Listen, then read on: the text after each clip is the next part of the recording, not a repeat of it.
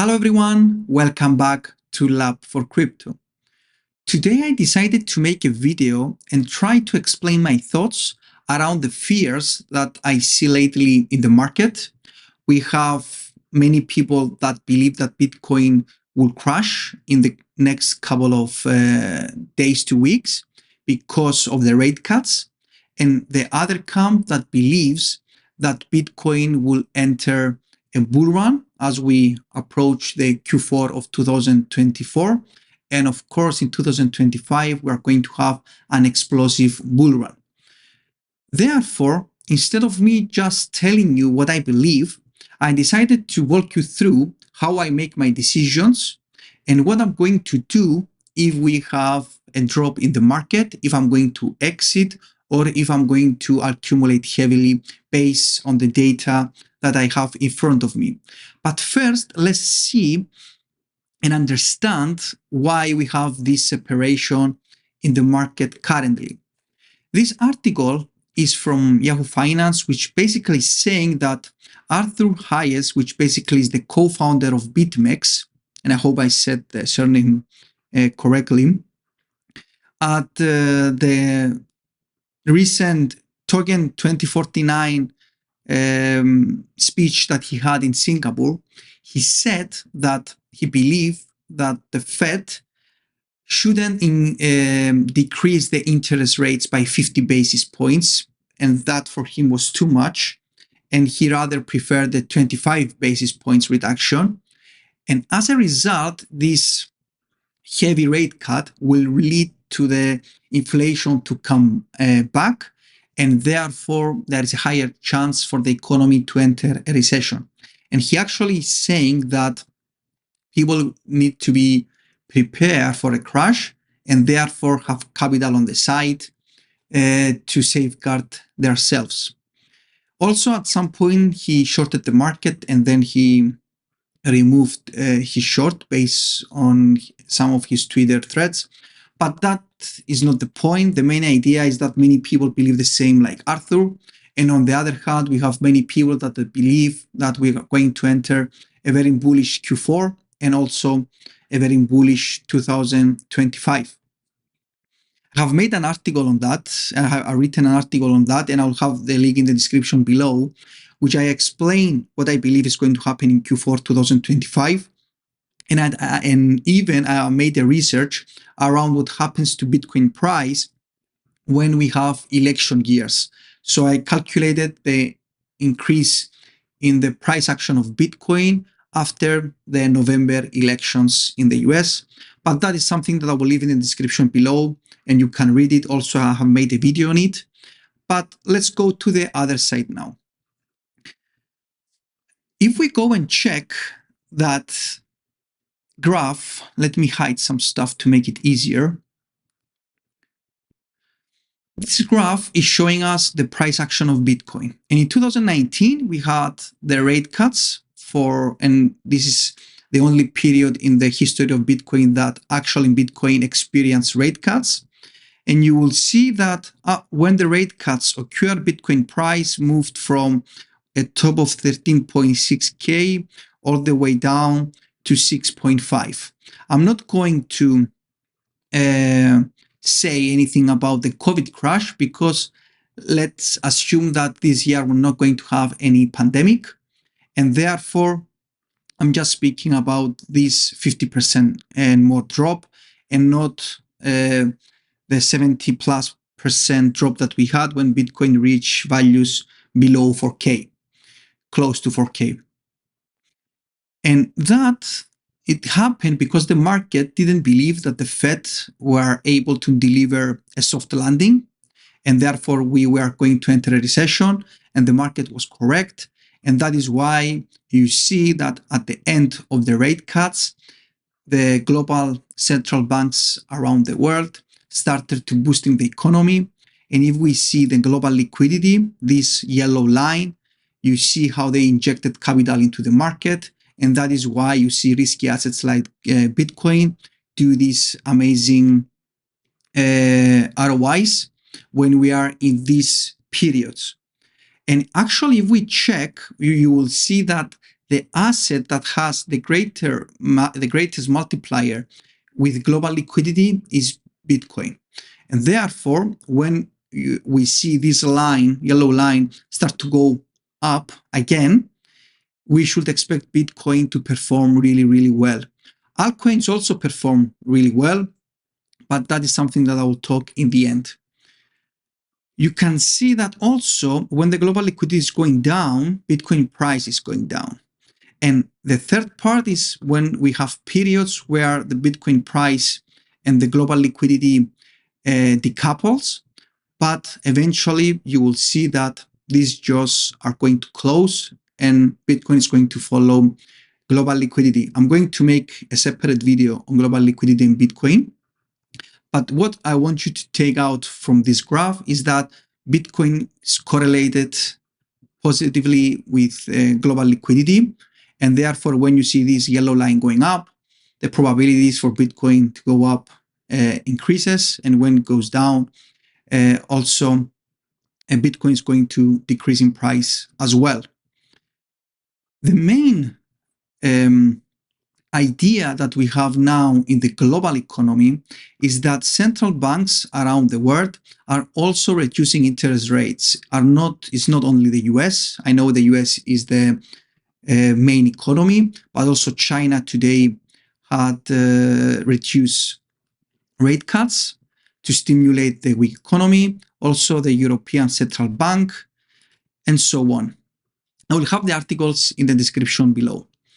The main takeaway from here is that if we see the graph, when the rate cuts end, usually we see this boost in the economy, this stimulation in the economy, and risky assets are doing very well. Therefore, it's something that I accounted in my decision making, which I will explain what I'm going to do exactly if we have a drop in Bitcoin price and why I'm going to choose the one side than the other. Now, for me to decide what I was going to do, I created a code. This code, the purpose of this code was to understand where Bitcoin is now and also check what Bitcoin did in the 14, 15 years history that it had. And do not forget that Bitcoin had a recession, had a pandemic, had a crash, had everything. Therefore, it's a good practice to use the data that we have on Bitcoin and try to make an educated decision. And what this basically code does when we run it, it basically checks the bottom values of Bitcoin historically and try to make and find a graph that better describes Bitcoin bottom prices. Let's have a more in-depth look. The y-axis is the price of Bitcoin in the x-axis, in the y-axis, which is in a logarithmic scale. Sorry. The x-axis is the days that the Bitcoin has the Genesis block, and also is in a logarithmic scale. And what we can see is that Bitcoin has these exponential phases where he deviates a lot from this red line. But now, what is this red line? For me, I wanted to pick the prices that Bitcoin usually sits when it reaches a bottom. So you will, for example, Bitcoin entered a bull run. It went all the way up to this value and then dropped. Then again, it had a small increase and then dropped. And then again and again. And you get the idea. But instead of me trying to cherry pick these points, I use this ransack algorithm. What that algorithm does, randomly picks points on the price action of Bitcoin and then draws a random line. And then based on the distance of the points from the line, it tries to find the inliers from the outliers. And then we plot the line, this line, which basically represents the floor that we can expect from Bitcoin in case we have a crash. I made the same plot in a log linear, which I think is more easier for people to visualize. And you can see the Bitcoin price in a log scale on the y-axis, but we have the date on a linear scale from 2010 until today. And for example, today, the Bitcoin price is at 63.3K, and the bottom price for Bitcoin today is at 45.13. Note that if you run the algorithm again and again, you will get slightly different values because this algorithm is randomly picking the points. It's not someone picking the points. Therefore, you will have a small deviation. I had run the code before, so that's why you see these three plots.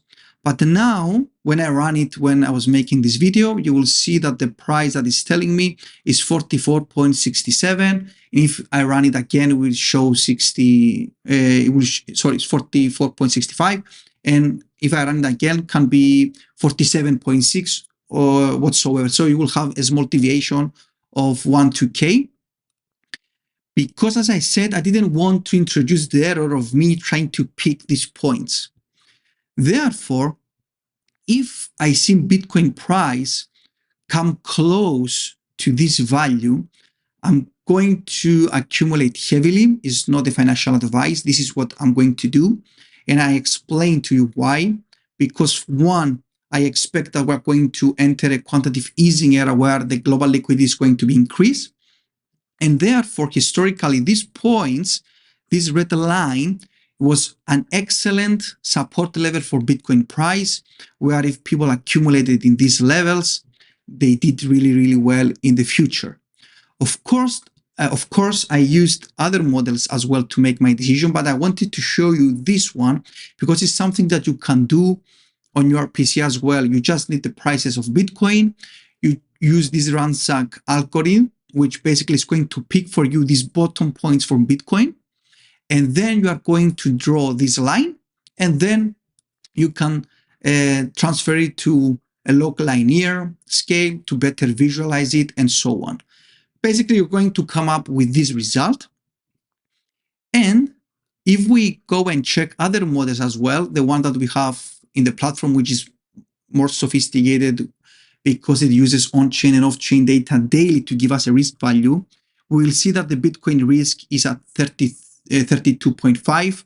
Of course, it's not zero, but definitely it's at low levels, which is within my risk tolerance. And also, if we check the short-term bubble risk for Bitcoin, we will see that Bitcoin actually is in a neutral level, is close to the green line, which that historically was a really good time for someone to accumulate BTC as well. And we have tons of models that they can assist you. But I wanted to show you this one because it's something that you can test easily on yourself and be able to make some decision making on it. We have it, of course, in the platform, is the price power law model, which you can use to find these levels where is support. For example, this one is minus 60% deviation from the fit, because the fit with all the data inside is, let's say, the fair value of Bitcoin, because this model only calculates the bottom price of Bitcoin with the ransom algorithm and with not someone just picking on them. If we are going to use all the data, we're going to end up with an equation which is shifted more on the upside. And therefore, again, you can use different deviations from that line to decide if you are going to accumulate or not.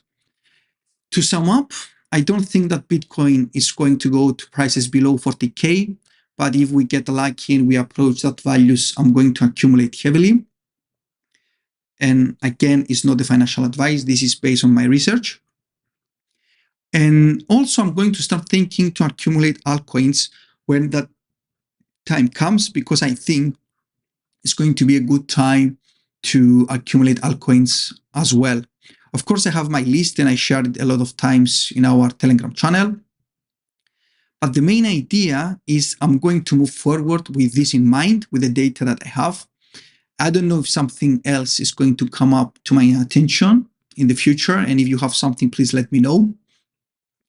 And that's it. If you like the video, please give us a thumbs up and leave a comment. And until next time, bye-bye.